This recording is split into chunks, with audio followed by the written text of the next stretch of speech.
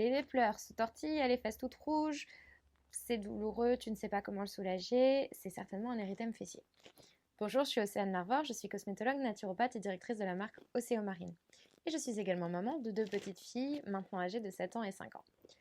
J'ai pas mal de mamans qui viennent vers moi pour me demander, justement, comme je suis spécialisée dans les problèmes de peau, comment soulager ces inflammations au niveau du siège, comment aider bébé à guérir, à cicatriser, et ce de façon naturelle. Eh bien, c'est tous les sujets que nous allons aborder dans cette vidéo. Avant toute chose, si vous ne l'avez pas déjà fait, je vous invite à vous abonner à la chaîne YouTube et à cliquer sur la petite cloche pour être notifié des prochaines vidéos qui viendront. Donc, qu'est-ce qu'un érythème fessier? L'érythème fessier est également appelé dermatite irritative. C'est donc une inflammation de la zone des fesses et des cuisses chez les bébés et les jeunes enfants. Ce qui amène souvent à des douleurs, à des inconforts, à même des ulcérations parfois, lorsque c'est vraiment pas traité assez rapidement, ce qui pourrait nécessiter du coup une intervention médicale un peu plus poussée. L'érythème fessier, c'est tout simplement donc en processus physiologique. C'est la peau qui est touchée, affectée par souvent une humidité trop importante, la présence trop longue de sel ou d'urine qui va modifier le pH de la peau et entraîner du coup un affaiblissement de l'immunité de la peau à ce moment-là, créant une infection et créant du coup une irritation, une inflammation. Le pH des sels et de l'urine est très acide et sur une peau de bébé qui est en cours encore de construction, de renforcement et de construction de barrières cutanées, c'est très sensible et du coup ça vient l'altérer. Ce qui peut entraîner du coup un développement de bactéries ou de champignons de façon beaucoup plus importante. Il faut savoir qu'effectivement à la naissance, bébé n'a pas encore sa barrière cutanée complètement faite. Ça va jusqu'à 1 an d'âge pour constituer toute cette barrière cutanée. Donc, comment se constitue-t-elle? La barrière cutanée est très importante pour nous protéger de notre environnement extérieur et combattre justement l'attaque de certaines bactéries ou virus ou même de maintenir une bonne hydratation de notre peau. À savoir que la couche de peau de bébé est beaucoup plus fine et plus délicate que nous au départ, et y compris au niveau de la flore cutanée.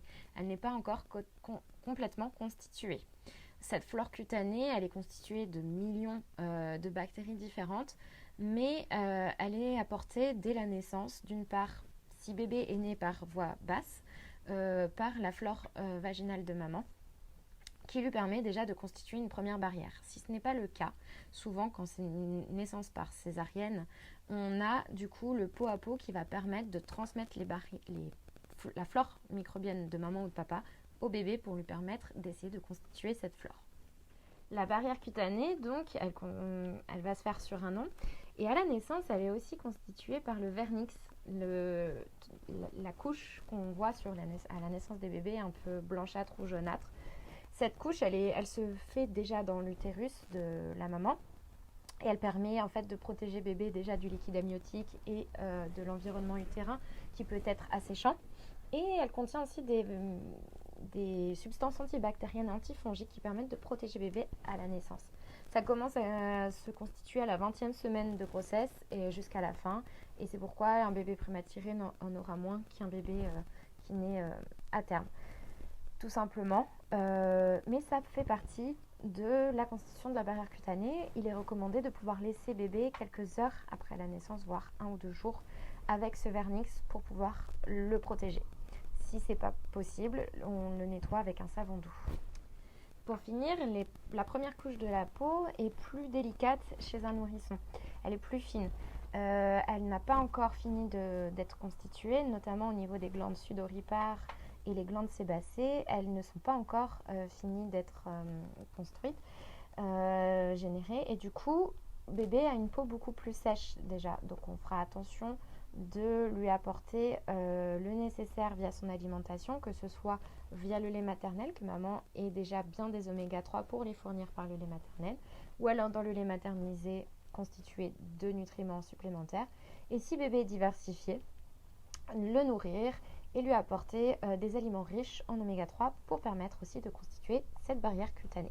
Ce sont déjà des éléments qui permettent d'aider bébé à limiter ou à ne pas avoir, à prévenir d'un érythème fessier. On l'a dit tout à l'heure, l'érythème fessier se situe au niveau des fesses et des cuisses et c'est souvent lié à un trop-plein d'humidité et de friction, souvent lié à la couche. Un bébé, au début, reste très souvent allongé, puisqu'il ne peut se mettre assis qu'à partir d'un certain moment, lorsque ses muscles se solidifient et qu'il a la capacité de commencer à se relever. Et du coup, les frictions, plus l'humidité, plus si ses urines et ses selles sont beaucoup plus acides liées à une alimentation non adaptée, eh bien ça peut créer du coup davantage d'inflammation dans cette zone. Donc la première chose à faire sera déjà de faire attention à son alimentation. S'il est allaité, maman fera attention aussi à son alimentation. S'il est au lait maternisé, de faire attention au lait apporté. S'il ne fait pas une réaction allergique à quelque chose, aussi de ce lait maternisé. Et s'il est déjà diversifié, eh bien, faire attention à varier et équilibrer. Ça, c'est déjà un des critères principaux à traiter. Si vous avez des questions, n'hésitez pas à me les poser, on pourra en parler ultérieurement. Il y a d'autres critères à prendre en considération. Je vous les ai mis tous dans un e-book que je vous ai mis là dans la description. Il est gratuit, vous pouvez le télécharger et vous y trouvez les causes de l'érythème fessier et déjà quelques conseils naturels pour soulager et aider bébé. Il est important, si on veut déjà apporter un soin, moi je sais que ce qui fait mouche à chaque fois, c'est la crème Relax Isotonique, donc de la marque Océo Marine, qui est riche en eau de mer, qui n'a ni parfum ni conservateur, donc qui convient à toutes les peaux, même les plus sensibles, y compris de bébé, et qui va permettre en fait d'apporter des minéraux et oligo-éléments pour renforcer cette barrière cutanée, modifier le pH, pour du coup permettre aux bonnes bactéries de faire leur place aussi, car la relax isotonique est aussi micro-friendly, c'est-à-dire qu'elle ne vient pas dénaturer le microbiote de la peau, elle vient justement le renforcer, lui apporter ce dont elle a besoin pour se reconstituer, se renforcer. Le pH de la crème est un pH adapté à la peau, ce qui permet d'apporter un confort, surtout aidé aussi par l'apport en minéraux et oligo-éléments, une régénération cellulaire, ce qui permet d'une part de diminuer les inflammations et de réparer la peau de bébé. Si vous avez des questions, n'hésitez pas à me les poser en commentaire. Si vous avez aimé cette vidéo, n'hésitez pas à liker. Et surtout, il ne me reste plus qu'à vous dire, prenez bien soin de vous et de la peau de bébé, car c'est le reflet de notre santé. À bientôt.